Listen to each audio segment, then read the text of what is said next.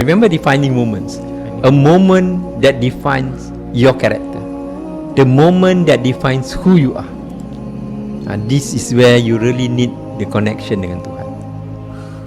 Connection dengan Allah ini adalah satu perkara yang, itu sebab kenapa kita kena selalu duduk dan berbincang tentang membina iman, membina that connection dengan Tuhan. Kalau tidak, nanti kita semayang macam kosong je.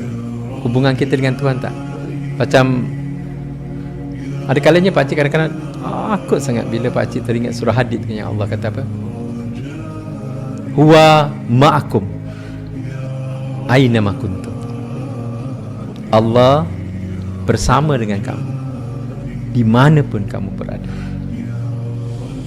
Kita orang yang beriman tu powerful. Kadang-kadang bila pakcik nak buat salah tu macam ni, huwa ma'akum aina ma kuntum. Dahlah innahu ya'lamu bizati sudur. Sudahlah dia mengetahui apa yang terkandung dalam hati kamu. Dia bersama kamu. Huwa ma'akum aina ma kuntum. Di mana kamu berada. If you always remember, then insya-Allah lah dia boleh mengurangkan kita melakukan dosa-dosa yang besar yang boleh mencampakkan kita ke dalam neraka Allah. And these are all protection daripada. And these are all